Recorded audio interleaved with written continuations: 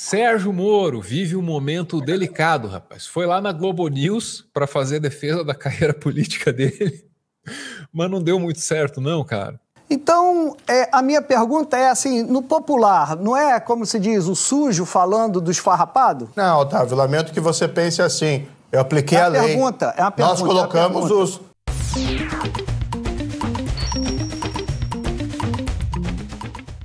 Ana, eu mencionei que o Sérgio Moro está num momento delicado. Pô, eu vou tentar resumir.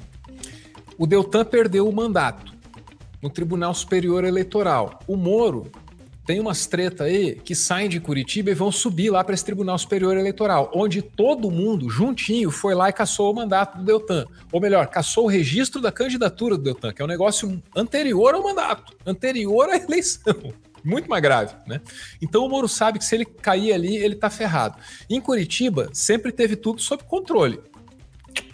Só que agora tem uma disputa ali pelo comando da Lava Jato e tal, que ele até tá vencendo, mas tá perigoso, porque se vencer o cara que é inimigo dele na disputa pelo comando da Lava Jato, esse cara vai ouvir um outro que teria sido aí chantageado por uma galera ligada ao Sérgio Moro para não se ferrar na Lava Jato, entendeu? Então, tá crítica a situação, e ele tá tentando convencer o Brasil de que ele ainda é aquele Sérgio Moro que a gente viu inflado com capa de super-herói lá no gramado do Congresso. Lembra daquele Sérgio Moro? Ele quer mostrar que aquilo não esvaziou, cara. Aí ele foi na Globo News e, putz, eu acho que ele estava acostumado a ser tratado diferente lá na Globo News. A vida era outra antes.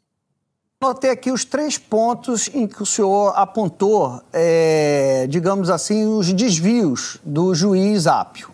Né? O senhor diz que ele tomou... Apio é o juiz que pode, talvez, quem sabe, numa dessas, vir a mandar na Lava Jato. Tem que ver isso aí. Por enquanto ele está perdendo, tá? Decisões heterodoxas. Mas o senhor também é acusado de tomar decisões heterodoxas, como... condução coercitiva do Lula sem prévia intimação, interceptação telefônica dos advogados, uma atuação heterodoxa para impedir a ordem de soltura do Favreto, uma atuação heterodoxa na divulgação de áudios captados, como o Tchau Querida. A segundo ponto que o senhor anotou na atuação do Apio foi que ele toma decisões sem ouvir o Ministério Público. O senhor foi acusado naquele processo de suspeição de falar demais com o Ministério Público. Pô, acho que tem um monte de coisa que o Guedinho mencionou aí, cara, que você pode ter ficado boiando, né? E tudo bem, tá? Ninguém tem obrigação de saber tudo. Você está prestando atenção no teu trabalho, nas suas coisas lá e não sabia disso aí. Favreto, né? Tipo, Favreto. Quem é Favreto? Lembra quando o Lula foi preso?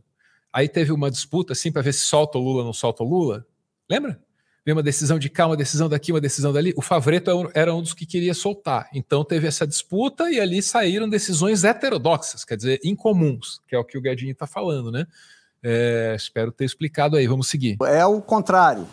E, por fim, a suspeição dele, o senhor também foi considerado um juiz suspeito. Então, a minha pergunta é assim, no popular, não é, como se diz, o sujo falando do esfarrapado? Não, Otávio, lamento que você pense assim. Eu apliquei a lei. É uma pergunta. Nós colocamos os... Lamento que você pense assim. O cara só franze até... É uma pergunta. Isso aqui é uma figura. Minha pergunta é assim, no popular, não é, como se diz, o sujo falando do esfarrapado?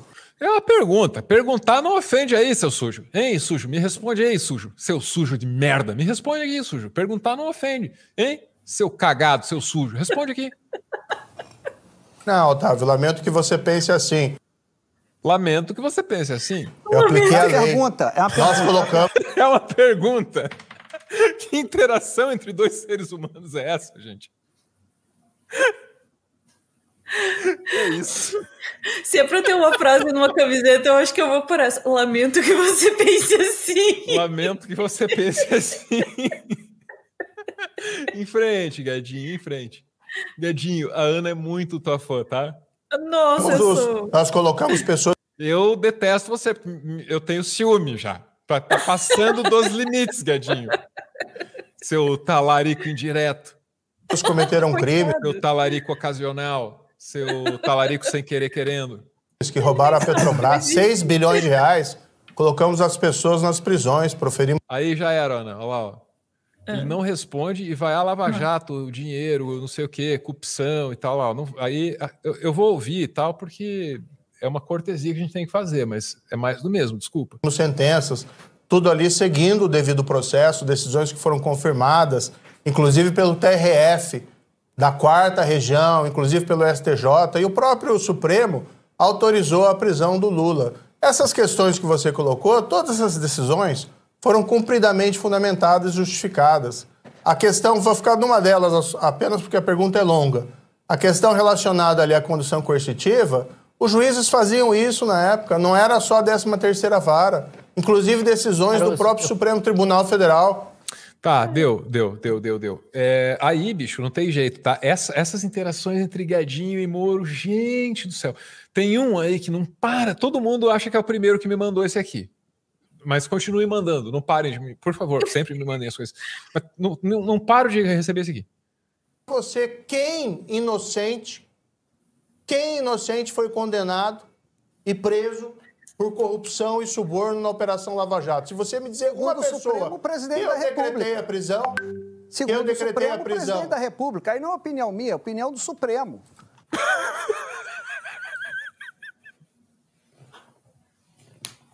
Mas eu posso perguntar a você, quem inocente foi condenado e preso por corrupção e suborno na Operação Lava Jato? Se você me dizer uma pessoa... Supremo, presidente da República. Eu decretei a prisão.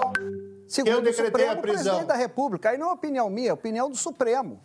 Acabou. Também, Sérgio Moro também às vezes não se ajuda, né? Enfim. Inocente é ele de fazer essa pergunta, porque... Agora eu vou te fazer a pergunta mais difícil de todas, tá? O ridículo aí a gente já viu, quero ver aqui você me contar o seguinte. Porque a galera vai vir aqui e vai falar assim, tá, mas ele não devia ter agido diferente, então? É isso? Porque o sítio, porra, o Lula usava o sítio do empreiteiro, hein? E aquele apartamento, o Lula tava quase comprando o apartamento do empreiteiro. Sabe o que fica para mim dessa história? O apartamento eu acho que tinha empreiteiro, que se deu muito bem no governo dele, quis puxar o saco dele, porque fez lá uma amizade com o Lula, né? Falou, eu tô vendo um apartamento legal aqui, o Lula visita, parece, né? Não, a esposa visita. Aí eles concluem que o apartamento não serve e tal, aquele negócio fica num lusco-fusco, fecha, não é isso? Reforma daqui, reforma de lá, porque era inadequado, de fato, né? Para uma senhora tão idosa, uma escada lá, o Lula chega a reclamar disso no depoimento. Aquele apartamento não dava, tinha uma escada lá que minha esposa com artrite não subiria. Então tem isso. E o sítio, eu acho que realmente, Ana, o empreiteiro para puxar o saco lá ofereceu, e ele foi lá e passou um dia, aí passou outro, aí já deixou ali entendeu? O remédio ali como é que é? Na mesa de cabeceira e tal, e foi ficando. E aí, Ana, não tem jeito, né? Porque um líder que se pretenda representar a esquerdalha, ele sempre vai ser caçado, Ana, não tem jeito. Você veja o Mujica. O Mujica não passa nem perto de dormir no sítio dos outros. Não é bobo. Aliás, o Mujica, ele, para não ser acusado de ter mais do que merece, em termos de recursos materiais, ele tem um cachorro lá de 3 patas, a cachorra dele. Porque se tiver 4, rola lá o Mujica, folgado. Acha que pode ter tudo na vida, cachorro com 4 patas, onde é que já se viu? Aí o Mujica tem um cachorro de 3 patas. E o Lula foi querer, entendeu? Passar a noite no sítio. Onde é que já se viu, rapaz? Operário vai passar a noite em sítio? Tá maluco, rapaz? Ah, mas ele foi presidente. Não, operário não pode, né? Então tem isso, né? Tem isso. Eu tô satirizando e caricaturando. Mas um pouquinho, né? Um fundo de verdade, essa caricatura eu acho que captura. Ana. Tantas coisas para comentar. Primeiro, obrigada por passar esse trecho. Eu tava assistindo a metade pro final dessa entrevista e achei muito, muito interessante a forma como, sem querer elogiar Guedinho para provocar ciúmes no Álvaro aí, mas a forma como o Guedinho tá demais o fã-clube do Guedinho aqui em casa. Tá demais. clube do Guedinho. Não, mas de fato ele tem feito umas boas atuações e essa sapatada na cara do Moro, assim, no final da entrevista. Isso é muito esperto, assim. No final, a coisa já estava no final, ele, então, plau, né? E o que é divertido nessa história... É claro, é divertido ver o Moro desconcertado e tal, mas é divertido justamente porque o Otávio Guedes não está dizendo absolutamente nada que não seja factual. E é essa justamente o motivo, né, dele ficar exasperado até com a resposta do Moro, porque o Moro vem dizer, não, porque a condução coercitiva é isso, porque a condução não sei o que, aquilo, todas as coisas que ele fez ali, isso não está em discussão. É uma pergunta sobre algo factual, o julgamento dele. E isso também eu vejo, as pessoas ficam inflamadas com isso. E não é uma defesa do Lula isso. Não sei como as pessoas não conseguem entender isso. Não é uma defesa do Lula dizer a condenação dele foi anulada. É como se não tivesse existido. Então não adianta dizer, mas tem essa prova. É exatamente o que eu ia falar. Deixa eu falar uma coisa, rapidão. O pedalinho é esquisito pra caralho. Realmente. Eu não acho assim que o sítio fosse dele, mas acho que ele aceitou a cortesia que ofereceram. Depois do mandato, né? Tem isso também, né? Do empreiteiro lá que se deu bem no governo dele. Então eu não tenho que explicar pedalinho nenhum, cara. Quem tem que explicar é o Lula. Só que aí também vão me acusar de relativizar agora. Para pegar o Eduardo Cunha, você tem que ir atrás de centenas de milhões de dólares na Suíça. Para pegar o Lula, a porra de um barco de lata. Não é nem pedalinho, era um barquinho, ó, num sítio em Atibaia, sacou?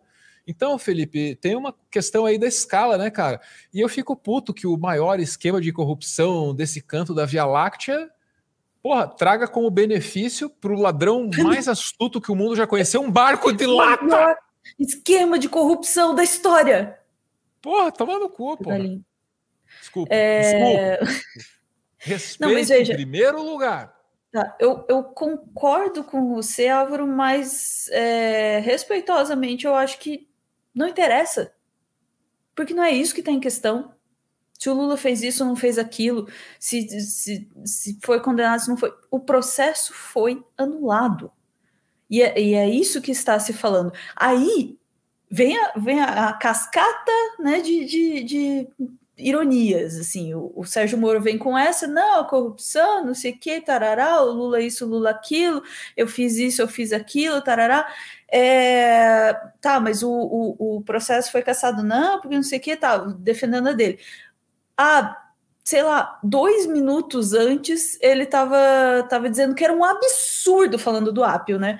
Era um absurdo um juiz fazer esse tipo de manobra e não sei, um absurdo um juiz ter parcialidade e fazer manobras para conseguir a condenação que ele quer ou para conseguir o resultado que ele quer.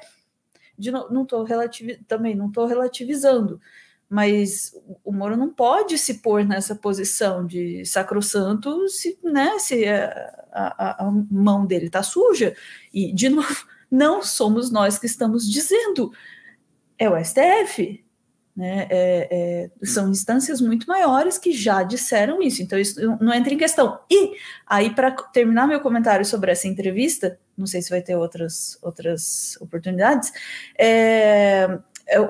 a partir desse ponto a coisa foi ficando cada vez mais interessante. Eu não sei se publicaram todo o bate-boca, mas foi muito divertido. Eu agradeço, me diverti muito. E o mais legal é que depois desse bate-boca, quando ele percebe que não adianta mais ele falar, porque realmente não é o Guedes que está dizendo isso, é o STF, e ele precisa, né, responder a pergunta. Aí ele diz, mas não é importante ficar falando de Lava Jato, do passado, não sei o quê. O importante é falar de projetos para o futuro. Passou a entrevista inteira falando de Lava Jato e como ele lutou com a corrupção. E no final ele diz, mas o importante é falar sobre projetos sobre o futuro. Que é para pararem de falar dos erros que ele cometeu na Lava Jato.